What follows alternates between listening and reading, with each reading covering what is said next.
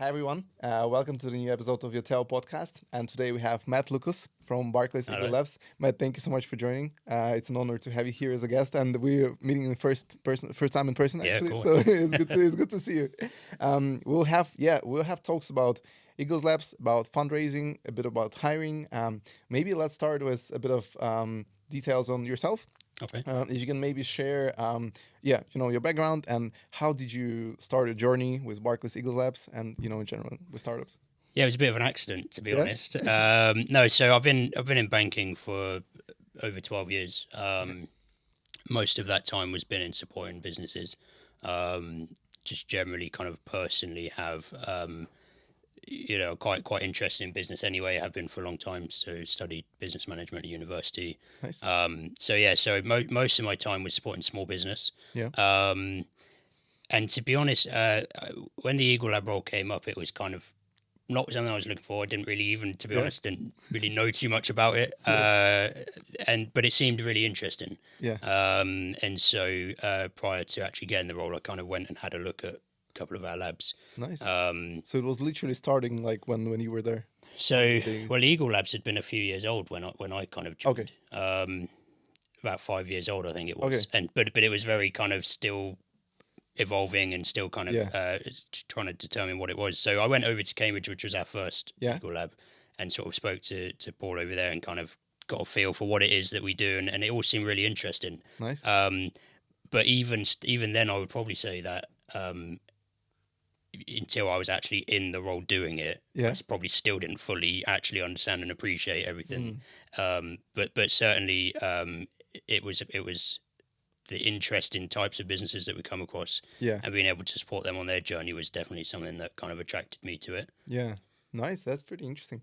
Do you prefer traditional banking or like more startup banking? I mean, for me, it would obviously that startup piece is a lot Startup, more yeah. interesting. Yeah. There aren't many people I think that would say banking in general is interesting. But to be fair, look, I'm a numbers guy as well, so Yeah. there's a side of it where kind of that side is still Yeah. relevant and is still good. But yeah, certainly like the stuff that I've come across. I mean, I've been with Eagle Labs 5 years. The Yeah. things that I've come across, some of them are mind blowing stuff. Yeah. That kind of makes you really kind of sit back and go, oh, okay, that's really Yeah. cool. So definitely that side of things for That me side, yeah. is better. Perfect. I'll have a more expanded question on that, but I just want to ask now so that it doesn't get lost. So, is there any like verticals that Eagles Labs is specifically interested in when they get people in, or is it like pretty much wide industry? Yeah, I mean, so generally speaking, it will support pretty much all kind of Yeah. tech startups and those sort of things. But there are some industry verticals that we've recognised, I would say, that Yeah. we've kind of focused a bit more on. Yeah. So climate and nature, for example, Okay. which kind of incorporates all kind of sustainability and agriculture and all that sort of thing. Yeah. I specifically look to support health tech and life science. Interesting. Being in and around Oxford, that's predominantly kind of what Yeah. happens. So that's kind of where we're coming at from. Yeah. But other things as well include things like games. There's a lot of stuff going on in the gaming Yeah. space at the minute, and so there are some industry verticals, but then Yeah. we're not we don't only support people that are Yeah. in that Exactly. field. Yeah, that makes sense. Is there any specific focus on fintechs? Because like, Yes. yeah, exactly as well. Yeah. So our London kind of Yeah. space naturally Yeah. is the fintech focus. Yeah, nice, interesting. Okay, the next question. I mean, I pretty much know the answer, but for those who are wondering, would you say the difference between classic incubators like that are with the universities or somewhere else, but and the corporate incubators like that are attached to banks, maybe investment Yeah. bank.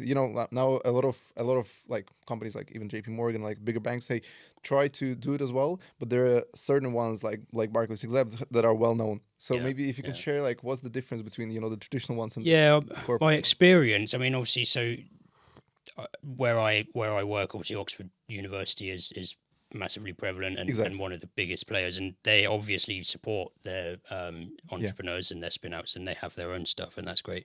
I think one of the biggest differences is it's quite inward facing when it comes to something like a university or Yeah. the corporate world kind of leverages connections, I think, and we kind of look Yeah. to, we're bankers and predominantly we don't necessarily have all these key sets. So Yeah. but we know that we know that we don't have that. So we work with people, and that's Yeah. what we're really good at. So we're collaborative. We look to support everyone by using our network. Exactly. and then of course you have got that backing as well. So the angle that Barclays can come at it from is that, you know, we got all this support, but then as well, you know, from a financial perspective, we Yeah. also have the ability to help people with, you know, their banking needs, for example, and Exactly. things. So it kind of has that added value. But I think one of the key things to mention is that with Barclays, those things are not necessarily exclusive. So, Yeah. you know, you can have all of the Eagle Lab support Yeah. and have no banking with Barclays. So it's not kind of you need to Yeah. be a customer. Yeah. Yeah. But it's there, and that kind of helps. I think if you're getting that support at that stage within your business, sometimes you might want, you know, that's what to just all be in one place and have that one person that you can go to. Yeah, 100%. Yeah, I was about to say, like, in my opinion, like with the university, because we are part of the UCL incubator as well. We Right. we joined like as soon as we started the project, and I was about to say, yeah, that I think in my opinion the main difference is that with universities they help you with like, you know, to just get things off the ground with Yeah. research, with like this kind of development, and with the companies like Barclays Eagle Labs, it actually helps you like get it to the market because of the Right. network connection. So I think that's like super useful stuff. Yeah, and but I think there's a place for both, right? And that's why we work with a lot of universities across the country, Exactly. because it's not to say that you should go one way or the other. In actual fact, what you probably should do is everything, Combine. and Yeah. you should take all the support you can possibly get, right? Exactly. Yeah. And then you'll eventually learn to which bits are valuable to you, and you'll pick and choose, I guess. 100%. No, 100% for sure. Okay, then for those who are interested, what are the requirements for startups to join Eagles Labs? So can you talk me through the, you know, sort of what are you looking at when? Yeah, founders so join? I've had a lot of people come to me and ask, you know, Yeah. do they need, I don't know, do they need a business plan, or do they need to be revenue generating, Yeah. or do they need to have investment? And actually, the answer to a lot of that is no. Okay. So for us, really, I mean, we can support really from genuinely from kind of idea, from just generating, or, you know, an Yeah. idea and kind of going from there. The levels of support kind of vary and depend on what stage you're at and how valuable Eagle Labs Of would course. be to you. Yeah. But generally speaking, as long as you've kind of got something in that kind of tech space, or you innovative idea that you're looking to kind of do something with, there is some support available. Amazing. And like I said before, so there's no requirements to kind of fit any necessarily. You know, you don't need to bank with us. You Yeah. don't need to be at a certain stage necessarily. Yeah. So what we've developed is at different. There's different bits and pieces on the website. So depending on which stage you're at, you know, you might go one way or the other. Yeah. And the good thing is, of course, is as your business grows, the other stuff then becomes relevant to you. Yeah. So it's 100%. kind of, you know, it's always there along your journey. There's just the next level, the next thing to get stuck into. Yeah, 100%. No, I think that's a great approach because even in our company, we see like that from the pre-seed to seed and like further, you just have it's simply just different requirements at every Yeah. stage. It's like Yeah. first you need, I don't know, test the idea, then go to market, then hire people. It's just Yeah. like literally just new set of Yeah. requirements. And every time. while that changes business to business, the general path is quite similar. Similar, 100%. You know, the time scales might vary somewhat, and Yeah. certainly, you know, in my space with health tech, there's a lot of added Yeah. Complexities, especially Of if you're course, doing any kind of drug regulation. design or kind of any medical devices. There's extra steps, Yeah, but generally speaking, on a business path, yeah. there is kind of that similar route. Yeah, 100%. We had a startup recently taking part in the podcast as well. The guy, his name is Comer. He's from the company Gina Health, and he was telling me about the complexities of like actually like doing the business in health tech vertical was like being registered as a medical device and having all this like GDPR. It's just crazy. Yes. I was like, and he was telling me about the numbers and like money wise how much it costs to do it and how long it takes, and I was like, yeah, in our field it's way way more straightforward. Yeah, Just like as a it can software. take years Yeah, and years. Yeah. exactly, 100%. Okay, the next one, very interesting point. I've been reading about it yesterday about the demo directory. Yes. So it definitely is something that definitely should be in place. A lot of people are trying to solve this problem of the fundraising. Maybe just tell me how it works. Yeah, you know, just how is it used by the The demo directory is brilliant. It's effectively a discovery platform. So Okay. Barclays kind of recognized, as many people have, that there's a real difficulty for founders that are looking to raise investment. 100%. And one of the things generally is just trying to find the investors in the first place, right? So Yeah. what we've created is a platform where founders can showcase their business. So at the minute, it's very much a one-way thing. So Yeah. they can create a profile and they can kind of, upload maybe a pitch deck or some details on the team and all these other bits and pieces. Yeah. They can't see the founders currently, but the founders can't see the investors at the Yeah. minute. Just the one way. Yeah. But the investors can be quite specific over what they're looking for. Exactly. So there's a lot of filtering functions, and they can look at maybe geography or deal size or industry and all these different things. Yeah. But what they do then is they take the pot of founders that we have and they narrow it right down to just a handful. Yeah. At which point they're more likely then to obviously read Of their course. profile. And the idea as well is that if they like what they see, they reach out directly to the founder. So Okay. the brilliant thing is there's no cost to the founder or the investor Just at exposure. all. Yeah. There's never any kind of, we don't take any equity or any fees, even if deal was secured. Yeah. It's all done offline. And so Directly. Barclays, really, it's just a facilitator. We're just trying to connect people, Of course. and hope obviously that they can then go out and raise the investment they're looking for. Nice. That's amazing. Is it for angels only or VCs as well? No, yes. So it covers kind of the whole width. So angels, VCs, we've got some sort of family offices on there. Amazing. So yeah, and at the minute, we've just sort of over 500 different investors. Some of them Amazing. will represent entire kind of Yeah. funds and things. So it's a really good platform, and we're growing it all the time as well. So we're looking Yeah. to, if we can bring in more functionality, Of or course. and every month, there's more founders on there, there's more investors on there. Yeah. But the idea really is just to try and, there'll be investors maybe somewhere else in the country that you would never have got in front of, Exactly. who might be the perfect kind of match. So it's just, that's all it is. It's kind of bringing those people together without there being any sort of hidden costs or anything like that. That's amazing. Which I think, most places now there would be some sort of fee. Of course, yeah. Somehow commercial. Yeah, exactly. So yeah, 100%. No, that's a great idea. I was thinking about it yesterday, and it's really interesting because I think the investors, they mostly, like, before they invest, whether it's VC or angel, they still need to build this like personal connection with the person, right? Relations, and that's great because a lot of startups, what they propose is like startups that are trying to solve this problem. They propose is that, like, look, for investors, we'll just algorithmically like do this for you, but in reality, it's like it doesn't really work like that. But in this case, it just like narrowing down to the most likely to the most likely profile that you want to invest in, and then they still have this personal connection where you don't get involved, and that's like perfect model. I mean, we speak to a lot of investors naturally, and one of the things that they say is that they're just inundated with pitch decks and people looking for investment, and what can happen is they just end up just not looking, or they miss stuff, or and so what we can do is we can kind of channel it and funnel it a little bit so that they're only seeing things that are relevant that they want to see. And on that point, we do make sure that the investors are actively investing, but we also make sure that the founders are kind of ready for investment. And what I mean by that is we're not checking they're investable, because we're not investors, right? But we just want to make sure that what we're putting in front of the investors is a stage where it's ready to be looked at, sort of thing. 100%. And that way, I think that everyone sort of buys into it a bit more,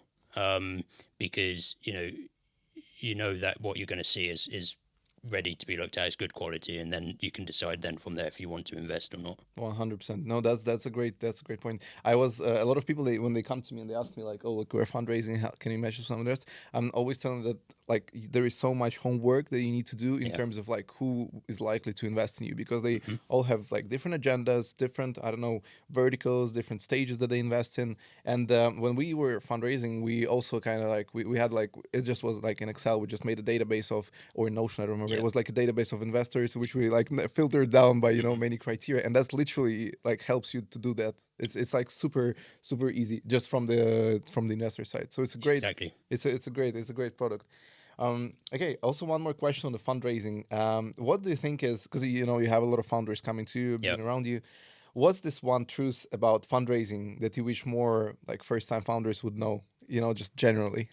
Truth about fundraising. Brutal truth. Yeah, I mean, it's hard, right? It is hard. Yeah. Well, and of course, in the ever shifting landscape that we find ourselves in, it's harder, some might say, than it has been previously. Yeah. The truth, I mean, the thing is, I think sometimes if you're new to the kind of entrepreneurial world and you're a new founder, it kind of, you hear people talking about raising investment, and I don't know, I guess you probably don't fully appreciate how long it takes. Yeah. and how difficult it is to actually secure. And the other thing is, it's not just getting the money as well. It's the right investor. Yeah, the smart money. Some people will just take the money, they need the check, right, and they just, okay, let's do it. But actually, your investor becomes quite key to the business, and Yeah, so it's really, really, really important. You're better off turning down investment yeah, and finding the right investor, which and that's a hard thing to do when you're in a situation where you need the money, you've got this thing, but you absolutely need cash injection. yeah. It's hard to say no to money, right? I mean, Of course. especially as it's not exactly just Yeah, being handed out everywhere. So, but yeah, I think it's about you've got to find the right investor, and that decision will absolutely either make the business or break it. true. But it could be years down the line, sort of Yeah, thing. So yeah, I think that possibly, but there's a lot of a things lot of about stuff. investment that kind of aren't all roses, and kind of Yeah, it always takes a lot longer than you think. yeah, I would definitely also say that don't wait until you need investment to go out for investment. exactly. Yeah, Do it in advance of actually kind of needing it. yeah. Which maybe that sounds obvious, but I think a lot of people, they probably could have started their investment journey a few months before. Exactly. Yeah, because it takes a while. I remember when we were doing the pre-seed round, from the point when we started reaching out to VC, that like we didn't have any pretty much network. We just started and from the point when we started reaching out to actually closing, it was, I don't know, 6 months. It Yeah. was a proper like long time. But you could even have a really positive conversation, and you pretty much, right, this investor's pretty much on Yeah, board. But then you got to go through all the paperwork and exactly. Due the diligence. legals and everything. That can take a little while. A little So while, 100% for and the sure. whole time you're kind of sat there hoping it doesn't all fall through. So Exactly. yeah, For sure. I also like when my advice that I also like always give to founders is that they have this like kind of picture in their mind that like from the US, from the YC, from all that like stuff yeah, that you'll find an investor and they'll just sign the check in like five yeah, days and you'll get the money and you'll start. Like I'm always telling them that in reality things are like not like that sweet. In reality, it really, you need to know your numbers. You need to really mhm, like it's a numbers game. Like you need to yeah, find they have their own timelines when they deploy capital. There is like yeah. so much stuff that you need to actually know prior to doing the deal. So yeah, it's you need to be way more realistic on everything than you think. Yes. Perfect. Okay, so the next one, we touched upon that actually a little bit earlier, but I really like what I'm interested in, and I like about Eagles Labs is that you guys back really early on. You Yes. back founders really early on. My question is, from the investment perspective, what's your advice if the founder comes to investor and investors tells them, look, too early, come later. What's your advice? What founders should actually do in this case? Yeah, and I've come across this situation. Yeah, And I've spoke with a business that went to a VC fund, and they sort of said you're too early. Um, I think the first thing is don't necessarily instantly agree, okay? Because you yeah, might go to a different investor and they might be quite happy, and it's a yeah. different conversation. So that I think the first thing is kind of don't just take it with a pinch of salt. And they might be right, they might be very experienced, and it probably might end up being true. But yeah, just have a few conversations, I would say, and then from there, I think like instead of kind of getting a bit, you can get quite frustrated, maybe upset. It might take it personally in some cases. Yeah, Um, there's so much out there that can help you get to where you need to get to. And to be fair, if it's a decent investor, will probably give you a couple of tips as well. They say you're a exactly. bit early, or they might say, once you get to this stage, then we'll have a Let's have a conversation. chat. Yeah, And so there's things out there, much like Eagle Labs, that will help you get to that stage. exactly. So yeah, so it's kind of again easy to say, but try not to take it too much to heart, and kind of it doesn't necessarily mean the business isn't going to work, or Yeah, you need to start again, sort of thing. So if anything, it's probably a good thing, because it will give you some direction and some kind of, okay, well now, and at least I know what stage I need to get to now, and then I'll yeah. try back out for investment. 100%. And I know that like a lot of founders, they think that it's like a proper rejection from the VC, when in reality I've seen so many cases when founders actually, well, with the VCs that they got rejection from in the beginning, when they do the next round, or I don't know, even between the rounds, these VCs actually, like if you stay in touch with them, they actually come back and they actually invest. So Yeah, it's like super important to just stay in touch. yeah, and it's Kind like you of, said about timings as well. yeah, it might be that they might say, "Oh, you're too early," but then it might be that the next time you go out for investment, it lines up perfectly with their Exactly. timings, and then it all worked out. So Exactly. yeah, don't be too sort of put down from it, I think. 100%. No, I agree. One really interesting point that I want to touch upon is the physical spaces that Yes. Barclays Eagle Labs has. Maybe if you can share, yeah, what's the role like of the physical spaces versus just the digital kind of like Yeah. network and everything. Yeah. I mean, it's kind of how we started out with the physical spaces. Yeah. So we have around 42 sites now across the Amazing. country, which is really cool. They're all very different. That's amazing. 8 in London now, which has Nice. mostly grown actually over the last sort of 18 months, 2 years sort of thing. Yeah. So we've got these physical sites. Now, the sites are great. So they're predominantly co working spaces. Yeah. Some of them might have private offices or other bits and pieces, but Yeah. predominantly co working. And the idea is obviously that it's for founders, entrepreneurs to kind of work from the same area Yeah. and connect. And Of course. obviously, we run events from a lot of our spaces, and those events are, again, aimed at supporting founders. So Yeah. they might be just networking, or they might be something that's a bit more focused around a certain topic. Yeah.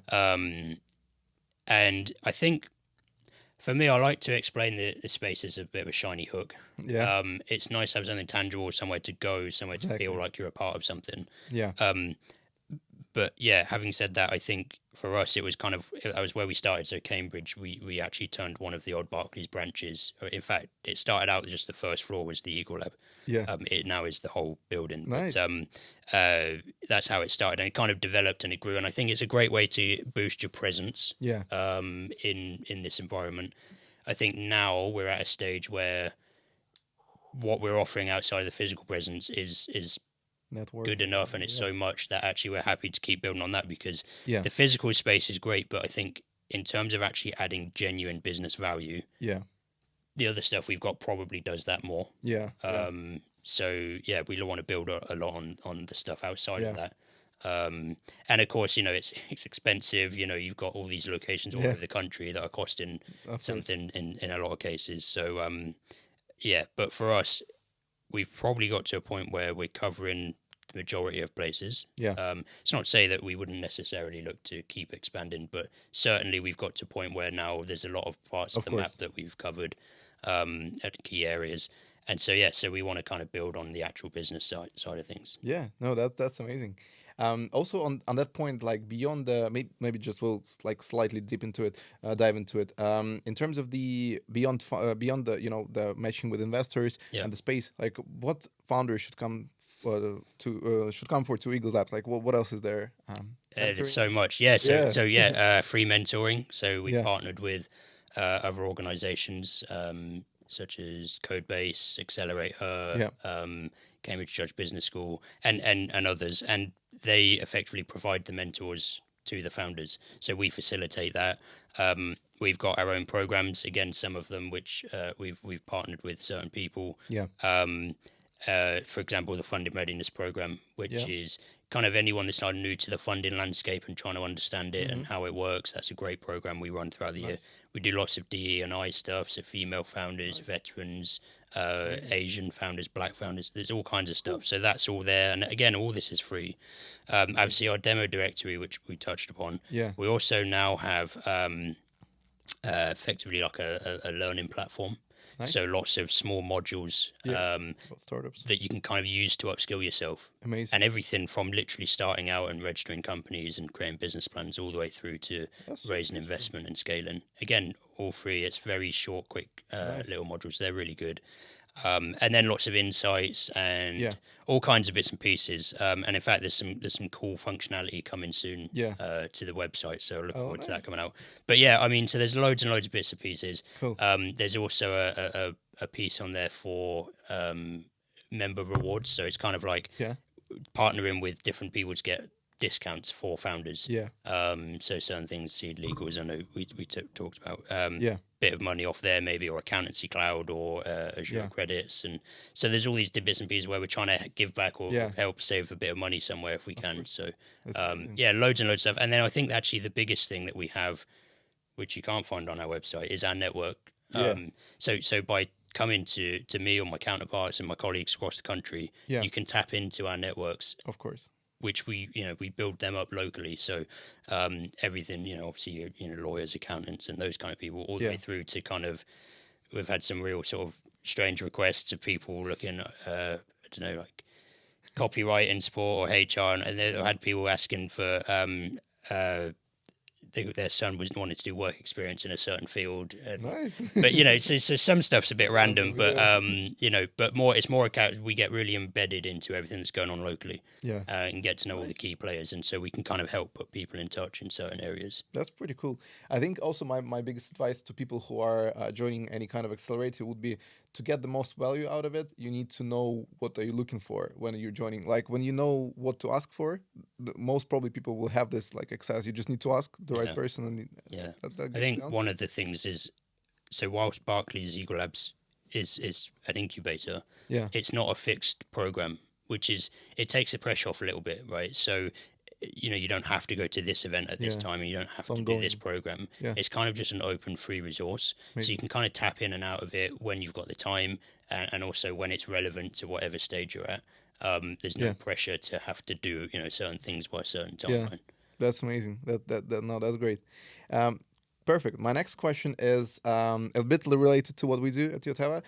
My question is the following: so you meet a lot of founders. Do you think do you see them facing this challenge with like hiring tech people in their companies? Is it something that you see them It's sharing with you? it's something that spoke about a lot, and it's certainly something that's been flagged up as a key issue. Okay. I think that personally, kind of being in and around Oxford and having the university, and there's a lot of talent, Yeah.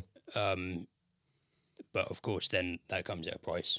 Um, Exactly. so for me personally, and of course as well, we tend to support businesses at a slightly earlier stage, so they don't always have, or they're not always necessarily hiring. So they generally pull a team together of Yeah. co-founders. Yeah. At which point, obviously, everyone is responsible for everything in the Of business, course. and Yeah. it's only later on, I guess. But what we do is we do work with a lot of people that can help with that hiring process. Exactly. Yeah. And so, we can again put people in touch, founders in touch with someone that can support them through that, Yeah. and help them find the talent, because, outside of investment, talent's probably one of the next sort of most important things, really. Yeah, no, 100%. When we started the company, I mean, I've been just doing a bit of like, reflecting recently, and I've realized that for us, the biggest challenge in general was over the journey is actually like to do with hiring, because it's always something that you can't, I don't know, you can never be not emotional about it. You Yeah, always have some degree of emotion of related to it, course. and it's very, I think it's the one of the most challenging bits. But yeah, that's a good point. Um, okay, amazing. So we also touched on that a little bit, but looking ahead, what new features or programs should people expect from Eagles Labs? Okay. Well, I mean, I can't say too much Yeah, because of course. we have to be a bit careful, but there's definitely more coming for Okay. sure in terms of sort of functionality and things that in ways that you can interact with Yeah. Eagle Labs. Um, look, we're always looking to keep building our partnerships and keep working with key players that want to support the entrepreneurs. So Yeah. we'll always keep reviewing our programs, making sure they're relevant, Amazing. and up to speed with everything that's going on. Yeah. But yeah, I mean, for us, it's kind of, now we're at a point where we want to make sure enough people, or as many people, are getting value from what we're offering. Yeah. And so rather than kind of necessarily keep coming up with new stuff, it's kind of, let's make sure that everyone's aware of what it is and how it works and Yeah. can get access to it. So yeah, so it's not too good an Yeah. answer for you because I'm being a little bit That's fine. quiet about it. But there's things coming, and look, we're always growing. We've been 10 years this year Yeah. in Eagle Labs. Congrats. Thank you. So and it's changed a lot, right? In 10 years, I mean, I've only been part of the journey for 5, and even in the Yeah. 5 years, it's changed Crazy loads. change. Yeah. And so I fully expect that to keep happening. There will, I'm sure, there will be more changes coming in the next 5 or 10 years. So Amazing. yeah. So sorry, I can't say too much But about many that. many things coming up. Yeah, no, that's great. Before we get to the last question, I just came up with another question in my mind, because in general, I'm thinking, because you are in the industry for a while. Yeah. How do you in general assess the current like market of startups in the UK in general? Taking into account like the current economic situation, everything. Like, what's your view on startups in general and on the fundraising like market? how would you say it is now? I think fundraising is difficult at the minute, from what I've seen. Certainly at an earlier stage. Yeah, I think that if you've already raised, it seems to be a little bit easier. yeah, That's just again from what I've seen. yeah, But what I would say is it feels like there's more going on in the startup space. yeah. I don't, again, maybe it's just me, but it feels like there's more and more startups every kind of 100%. month. There's more stuff coming out. Maybe it's a generational thing. I don't know. Maybe. But certainly there's a lot of people now willing to take that risk and kind of run with an idea they've got, and which is great, right? We love to see that. Yeah, And we want to support all of that because a lot of these businesses are really, really good ideas. yeah, And so, yeah, so we want everyone to have the best chance. I think investment is difficult. yeah, We obviously there's various reports that can be read online, and yeah, we do our own kind of, we look into it ourselves as well, and yeah, everyone seems to be saying the same thing at the minute.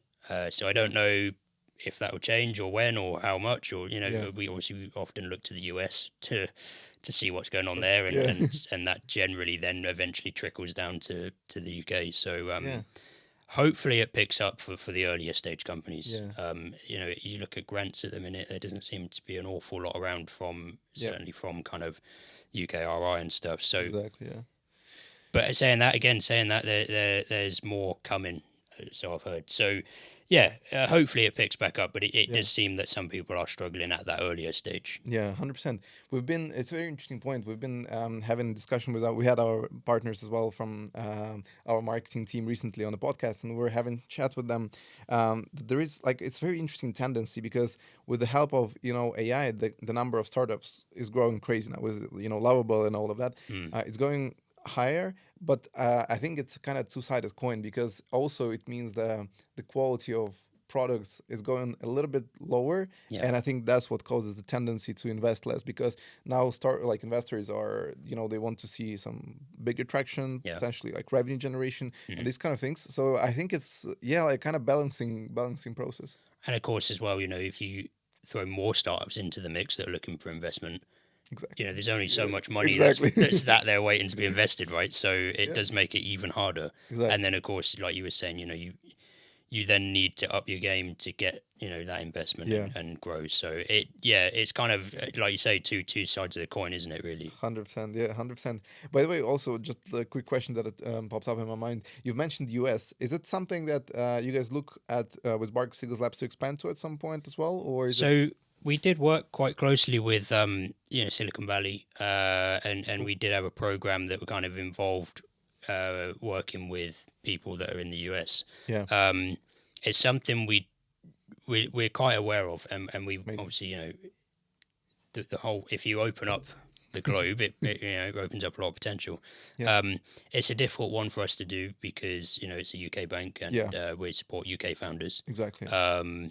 But again, when it comes to the personal network I was just about side to of say, things, I've come across people certainly in Oxford who are actually US based, and they're looking yeah, towards Oxford for businesses to invest in. So there's always kind of ways that we can try and support. yeah, Yeah, but we're definitely aware of the fact that there's stuff going on outside of the UK that yeah, could benefit people, of right? course, Could yeah. could help these businesses. But it's just how we go about doing that. Yeah, exactly. No, 100% agreed. I was just about to say that it's interesting. I think they have like in the US they have pretty much enough support like locally for the US founders. Yeah. I think the interesting point is maybe making this bridge between the UK and helping UK Certainly. founders to do something with Yeah, US. and I think I'm in a unique position in Oxford in that Exactly. it is recognised in the Exactly. US. Exactly. It's kind of London and Oxford are probably the two Yeah. main places that they know about. Exactly. And so for me, in Oxford, I think US investors are kind of aware and looking at that space. Yeah. But there's a lot of innovation going on all around this country that maybe Sure. doesn't necessarily get kind of as much recognition as it might deserve. Yeah, no, for sure. No, makes sense. And mate, just the last question. If you could give one piece of advice to a founder that is just entering the industry, that is early stage, maybe just with the concept in mind, what would be your one advice? Can be related to the product, investors, anything. Like, what would be the one? Maybe a few advices, but maybe like the key one. Yeah, one is tough. The way I like to work, and I'd probably say this to someone that was starting out is talk to everyone. Okay. Yeah.